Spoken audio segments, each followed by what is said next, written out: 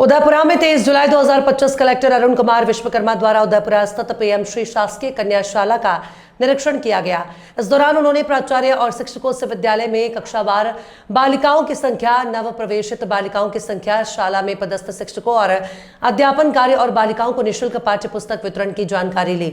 Collector Vishwakarma ने विभिन्न कक्षाओं का निरीक्षण किया और छात्राओं से गणित के सवाल हल करवाकर उनका शैक्षणिक स्तर जाना। उन्होंने प्राचार्य और शिक्षकों को निर्देश दिए कि शाला में सभी शिक्षक समय पर उपस्थित रहें और बालिकाओं को पूरे मनोयोग से गुणवत्तापूर्ण शिक्षा प्रदान करें। और कलेक्टर विश्वकर्मा ने बच्चों को शिक्षा के बारे में बहुत कुछ बताया। शिक्षा हमारे जीवन में क्यों आवश्यक है।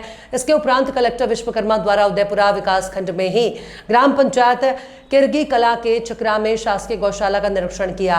उन्होंने यहां गौवंश की संख्या, चारा पानी, टीकाकरण आदि की जानकारी ली। साथ ही गौशाला का निरीक्षण बहुत ही बारीकी से किया और गौशाला को आत्मनिर्भर बनाने के लिए प्रयास करने के लिए कहा। इस अवसर पर संबंधित अधिकारी भी उपस्थित रहे, जिसका आंखों देखा हाल आपके समक्ष है। दबंग इंडिया 24 न्यूज से संवाददाता मनोज शर्मा की खास खबर।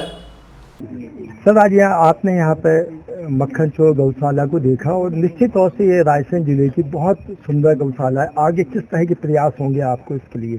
आज गौशाला में आने के बाद ये ऐसा एहसास हुआ कि गौ सेवा जिस भाव से की जा रही है, बहुत अच्छे भाव से की जा रही है। जितना गौवंश की यहाँ संख्या थी और जिस तरह से शेड रखे गए हैं, उनके भूसे की व्यवस्था की गई है, उनकी चारे की व्यवस्था की गई है, तो बहुत ही अच्छी तरह से व्यवस्थित रूप से व्यवस्था की जा रही है। यहाँ पर एक भविष्य में भी हम लोग प्लान कर रहे हैं कि एक बड़ी गौशाला के रूप में यहाँ विकसित किया जाए। एरिया प्राकृतिक रूप से बहुत सुंदर है। गौवंश को रखने के नज़रिए से भी इस एरिया में बहुत अपार संभावनाएं हैं।